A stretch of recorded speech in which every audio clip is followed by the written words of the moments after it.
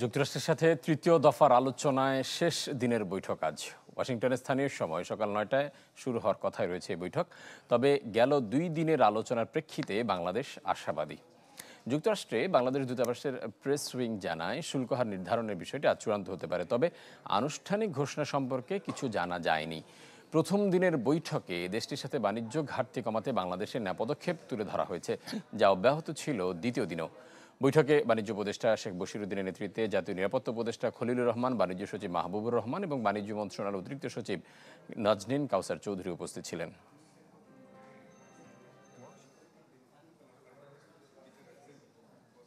দর্শক, এ নিয়ে কথা বলতে এই মুহূর্তে আমাদের সাথে যুক্ত হচ্ছেন অর্থনীতিবিদ এবং বিশ্ব ব্যাংকের পরামর্শক ডক্টর জাহিদ হোসেন। আমরা যাচ্ছি তার কাছে। ডক্টর জাহিদ হোসেন, বিজনেস 24-এ আপনাকে স্বাগত জানাচ্ছি। আমরা শুরুটাই করতে চাই মার্কিন শুল্ক হার নিয়ে। আজ আমরা জানতে পারলাম যে বৈঠকের শেষ দিন, তৃতীয় দিনের বৈঠক আজকে হবে। সবাই আশা করছেন বাংলাদেশের পক্ষে একটি পজিটিভ বা ইতিবাচক সিদ্ধান্ত আসতে পারে শুল্ক ইস্যুতে। সেই বিষয়টি নিয়ে আসলে আপনার পর্যবেক্ষণটা আমরা জানতে চাই। আশা আমরা করতে পারি, কারণ এইবারের প্রস্তুতিটা আগের বারের তুলনায় বেটার প্রস্তুতি বলে মনে হচ্ছে, কারণ তারা বিভিন্ন স্টেক হোল্ডারদের সাথে আলোচনা করে একটা অবস্থান প্রতিবেদন ইউএসটিআর এর সাথে যাওয়ার আগেই শেয়ার করেছেন এবং ইউএসটিআর সেই প্রতিবেদনটা দেখেই তাদেরকে বলেছে যে আপনারা এখন আসতে পারেন। তার আগে কিন্তু তারা সেই সংকেতটা দেয়নি। এর আগে বলছিল যে আপনারা অপেক্ষা করেন, আমরা ভার্চুয়াল মিটিংয়ে আলোচনা করব। তারপরে যখন আমন্ত্রণটা আসলো এবং যেতে বললো, তার মানে তারা মনে করছেন যে যেই অবস্থানপত্রটা দেয়া হয়েছে সেখানে একটা সমঝোতার সম্ভাবনা আছে। সেই ভিত্তিতে আমরা আশাবাদী হতে পারি যে ৩৫% শুল্ক হারটা কমবে। কতটা কমবে সেটা এখন দেখার বিষয়, কারণ ট্রাম্প প্রশাসনের সিদ্ধান্ত কি হবে সেটা ঘোষণা না হওয়া পর্যন্ত নিশ্চিত হওয়া যায় না। আমরা তো দেখছি যে আমাদের পার্শ্ববর্তী দেশ, বিশ্বের অন্যতম বৃহৎ অর্থনীতির দেশ ভারত, সেখানেও ২৫% শুল্ক আরোপ করার সিদ্ধান্ত নিয়েছেন ট্রাম্প প্রশাসন। সেই ক্ষেত্রে আমরা এশিয়ার অন্যান্য দেশেও দেখেছি প্রায় কাছাকাছি হার নির্ধারণ করা। সেক্ষেত্রে আমরা কতটা প্রত্যাশা করতে পারি এইসব দিক বিবেচনা করে?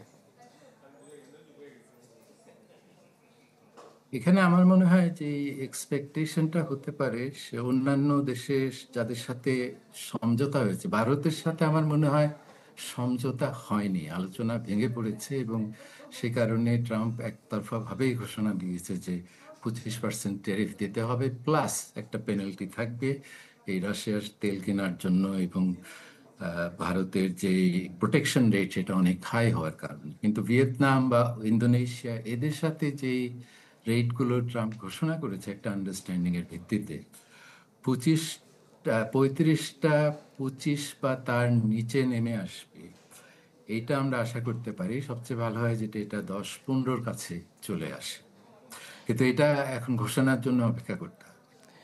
একটা জিনিস তো সত্যি হতে যাচ্ছে, সেটা হচ্ছে বাড়তি শুল্কের একটা ধাক্কা আমাদের অর্থনীতিকে বহন করতেই হচ্ছে, সেটা আমরা বুঝতে পারছি। সেক্ষেত্রে আমরা যদি আমাদের অর্থনীতির দিকে তাকাই, সেখানে আমাদের ঝুঁকিগুলো কি কি রয়েছে এবং সেখান থেকে উত্তরণের আসলে আমাদের উপায়টা কি হতে পারে? এখানে প্রথম বিষয় হলো যে বাড়তি শুল্কের ধাক্কাটা, এটা তো এক্সপোর্ট, আমেরিকান মার্কেটে এক্সপোর্টের উপর আসবে। সেটা কতটা হবে তা নির্ভর করছে আমাদের অন্যান্য যারা প্রতিযোগী আছেন তাদের শুল্কের তুলনায় আমাদের শুল্কটা কতটুকু। যদি ব্যবধানটা খুব বেশি না হয়, যেমন ধরেন ভারতের যে ঘোষণাটা এসছে তাতে মনে হচ্ছে আমরা পেনাল্টি রেটটা জানি না, কিন্তু শোনা যাচ্ছে যে পেনাল্টি রেটটা 5 থেকে 10% হতে পারে। তার মানে 25-এর সাথে আরো 5 বা 10 যোগ হবে। আমাদেরটা যদি কিছু কমে তাহলে ভারতের সাথে কিন্তু প্রতিযোগিতার ক্ষেত্রে আমাদের আপেক্ষিক সুবিধাটা কমে যাচ্ছে না। কাজে এখানে ওই অন্যান্যদের যারা আমাদের সাথে ক্লোজলি কম্পিট করেন আমেরিকান মার্কেটে, এখানে ভিয়েতনাম একটা অ্যাডভান্টেজ পাচ্ছে 20% রেটের কারণে, বা তাদেরও আবার ওই ট্রান্সশিপমেন্টের ক্ষেত্রে 40% রেট আছে। কাজেই কতটা ধাক্কা আসবে সেটা এখনো দেখার বিষয়। প্রস্তুতির ক্ষেত্রে আপনি যেটা বলছেন যে এখানে প্রতিযোগিতার সক্ষমতা বাড়ানো এবং এক একটি দেশের উপর নির্ভরশীলতা কমানো, এলডিসি গ্র্যাজুয়েশনও সামনে আসতে যাচ্ছে, এই সব বিষয়গুলো সামনে রেখে আমাদের বাজার বহির্মুখীকরণের ক্ষেত্রে আরো বেশি উদ্যোগী হতে হবে, আরো বেশি প্রোঅ্যাক্টিভ হতে হবে। ডক্টর জাহিদ হোসেন, আমরা আরেকটা বিষয় বলতে চাই। 5 আগস্টের পরবর্তী সময়ে ভারতের সাথে আমাদের একটা সম্পর্কে টানাপোড়েন চলছে। সেই ক্ষেত্রে আমরা এখন নতুন করে আশাবাদী হচ্ছে যে ভারতের সাথে বাণিজ্য সম্পর্ক উন্নয়নে অন্তর্বর্তী সরকার কাজ করছেন বলে আমরা জেনেছি।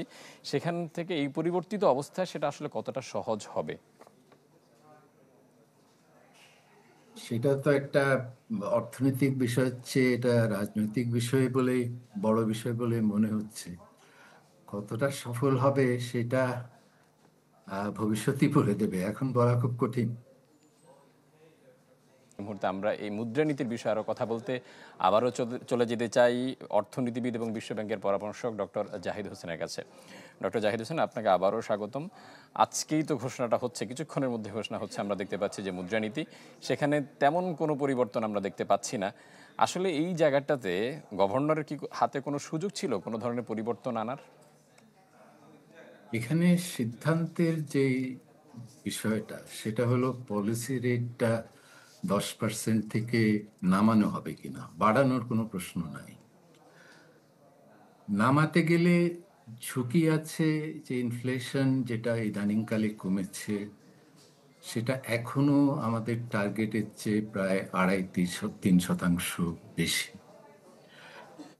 দ্বিতীয়, ইনফ্লেশন কমানোর একটা সুযোগ এসেছিল ডলারের দাম কমার কারণে, কিন্তু বাংলাদেশ ব্যাংক রেমিটেন্স এবং এক্সপোর্টে এর একটা নেতিবাচক প্রভাব পড়তে পারে সেই আশঙ্কায় ডলারের দামটা কমতে দেয় নাই, কাজে আমরা সেই সুযোগটা গ্রহণ করি নাই। আবার ডলারের দাম কমতে না দেওয়ার জন্য বাংলাদেশ ব্যাংক যেই ডলার কিনেছে, সেটার কারণে বাজারে যে টাকার সরবরাহ বেড়েছে, সেটাকে মপ আপও করা হয়নি। কাজে সেদিক থেকে মূল্যস্ফীতি বাড়ার ঝুঁকির ক্ষেত্রে একটা নতুন সূত্র যোগ হয়েছে। কাজে আমরা টার্গেটের অনেক উপরে আছি, ডলারের দামকে কমতে দেই নাই, লিকুইডিটি যেটা টাকার বেড়েছে সেটাকেও মপ আপ করি নাই। কাজে মূল্যস্ফীতির ঝুঁকিটা এখন আরো প্রবল হয়েছে। সেই ক্ষেত্রে সুদের হারও যদি কমানো হয় পলিসি রেটটা, তাহলে আরেকটা ঝুঁকি যোগ হয় মূল্যস্ফীতির ক্ষেত্রে। কাজে প্রশ্ন আসে যে এই ঝুঁকিটা আমরা নেব কি কারণে, লাভটা কি হতে পারে। সেক্ষেত্রে লাভের খাতায় আছে যে বিনিয়োগের উপরে একটা ইতিবাচক প্রভাব পড়তে পারে, কিন্তু সেটার সম্ভাবনা আগামী 6 মাসে খুবই ক্ষীণ। পলিসি রেট কমলে খুচরা পর্যায়ে যদি ইন্টারেস্ট রেট কমে, তাহলে ক্রেডিটের চাহিদা বাড়বে, কিন্তু সেই ক্রেডিটটা বিনিয়োগে যাবে কি যাবে না সেটার কোনো নিশ্চয়তা নাই। আর যদি সেটা বিনিয়োগে না যায়, তাহলে কিন্তু সেটাও মূল্যস্ফীতির উপরে চাপ তৈরি করতে পারে। কাজে সেই ক্ষেত্রে আমি মূল্যস্ফীতির ঝুঁকি বৃদ্ধি করে যেই লাভের আশায় সেই সিদ্ধান্তটা নেব, সেই লাভ হওয়ার সম্ভাবনা খুবই ক্ষীণ। কাজে সেই ক্ষেত্রে আমি কেন এখন পলিসি রেটটা কমাতে যাব, এই বিবেচনায় আমার মনে হয় এই যে 10%-এ ধরে রাখা হচ্ছে, এটা সঠিক সিদ্ধান্ত। ডক্টর জাহিদ হোসেন, আপনাকে অসংখ্য ধন্যবাদ বিজনেস 24 এর সময় দেওয়ার জন্য। দর্শক, মুদ্রানীতির বিষয়ে কথা বলছিলেন অর্থনীতিবিদ এবং বিশ্ব ব্যাংকের পরামর্শক ডক্টর জাহিদ হোসেন।